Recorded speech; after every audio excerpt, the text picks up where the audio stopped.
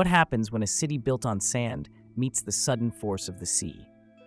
At the edge of Kingston Harbour in Jamaica, the narrow spit of land known as the Palisados stretches like a thin ribbon between open Caribbean water and a sheltered bay. Today, it appears calm, bright sky overhead, gentle waves brushing the shoreline, seabirds tracing slow circles in the wind. But beneath the shallow waters just offshore, streets lie frozen in place. Stone foundations run in straight lines below the surface. Brick walls descend into blue-green light. Cannons rest where they once stood beside docks. Entire sections of a 17th-century town remain preserved underwater, as though paused mid-moment. This is Port Royal. In the late 17th century, Port Royal occupied the very tip of the Palisados, positioned at the entrance to one of the finest natural harbors in the Caribbean. Its location made it strategically powerful. Ships entering Kingston Harbour passed directly by its docks. Trade routes converged here.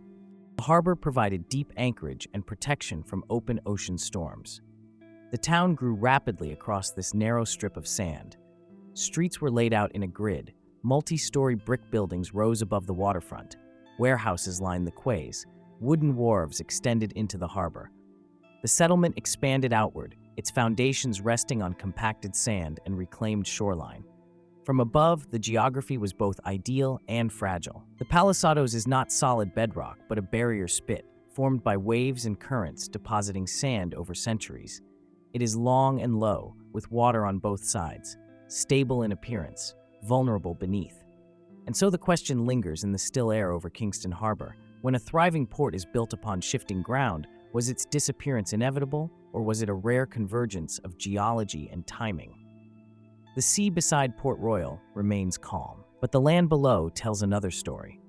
Before the shoreline shifted and the ground gave way, Port Royal stood as a dense and carefully organized port city. Its streets followed a formal grid pattern unusual for many Caribbean settlements of the time. Blocks were rectangular and compact. Brick buildings rose 2 and sometimes 3 stories high, their foundations pressed firmly into sand, reinforced by timber pilings. The waterfront formed the heart of the city. Wharves projected into the harbor, allowing ships to dock directly alongside warehouses. Stone-lined quays supported cranes and storage yards. Narrow lanes ran perpendicular to the shoreline, connecting inland structures to maritime trade. The harbor itself was naturally deep and protected, making it one of the most valuable anchorages in the region. Archaeological surveys of the submerged sections reveal remarkable order. Streets remain aligned. Brick walls still define room outlines. Even interior floors have been found intact beneath layers of sediment. In some areas, entire building facades collapsed almost vertically, preserving their structural relationship to the original street grid. Port Royal was not a scattered settlement. It was a concentrated urban landscape compressed into limited space. Every available section of the Palisados was built upon. As demand grew, land was extended outward through reclamation, sand and debris used to create new ground along the waterfront. This expansion increased density but reduced stability. The underlying sand was loose and saturated by seawater. Beneath the surface, layers of sediment shifted easily when disturbed. The weight of heavy brick structures pressed downward. Timber supports helped distribute load, but the ground itself remained vulnerable.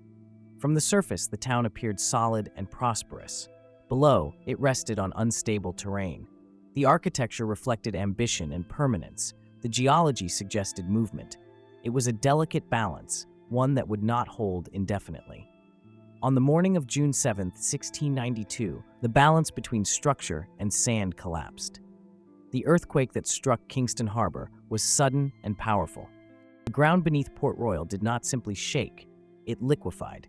Saturated sand lost its stability, behaving like fluid rather than solid earth. Buildings that had stood upright only moments before began to sink. Entire streets dropped vertically. Eyewitness descriptions recorded structures tilting, sliding, and disappearing as the shoreline fractured. Sections of the Palisados split apart. Cracks opened across the grid of streets. In some places, the land subsided several feet almost instantly. In others, it gave way entirely, allowing seawater to rush inward. The harbor did not rise to consume the city. The city fell into the harbor. Brick buildings collapsed largely intact, their heavy walls sinking into softened sand. Floors remained stacked upon one another. Doors and windows plunged downward without being torn apart by waves. This vertical descent is one reason so much of the underwater layout remains readable today. Moments after the initial tremor, a tsunami followed. Water surged across already fractured ground, washing debris into submerged sections. The narrow spit of land was reshaped in minutes. When the shaking stopped, nearly 2/3 of Port Royal lay underwater. Yet what remains beneath Kingston Harbour is not chaotic rubble. Divers and marine archaeologists have documented streets, intersections, room outlines, and structural alignments preserved beneath layers of fine silt.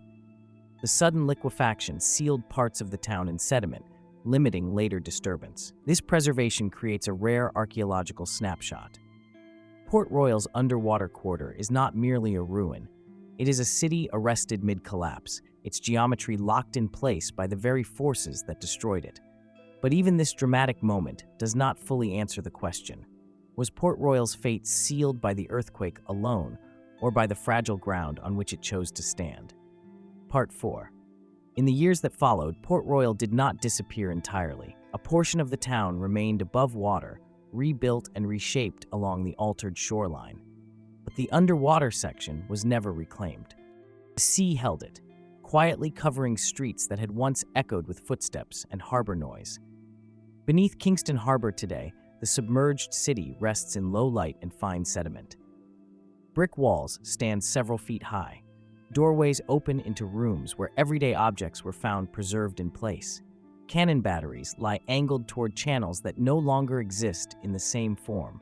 The harbor floor still mirrors the street grid laid out centuries ago. Unlike cities slowly abandoned over generations, Port Royal's transformation occurred in minutes. That sudden collapse created unusual preservation. The liquefied sand that swallowed foundations also sealed them, protecting layers from later erosion. In this way, destruction became conservation. Yet the deeper mystery remains. The earthquake was powerful, but the vulnerability was structural. The palisados had always been a narrow sandbar, low, shifting, and saturated. Heavy masonry, dense construction, and land reclamation increased the strain on unstable ground. The forces of nature were immediate, but the conditions were long-standing. And so the question returns, was Port Royal undone by one violent moment, or by the quiet instability beneath it? The answer may be both. Today, the visible shoreline appears steady. Boats glide across calm water, fortifications still stand on land. But just offshore, the submerged streets remain, silent, aligned, and intact beneath the harbor. Port Royal endures as a coastline divided between past and present, land and water, solidity and suspension. A city built for permanence now rests in stillness below the tide. If this exploration of Port Royal has stayed with you, you may wish to continue uncovering these quiet submerged landscapes.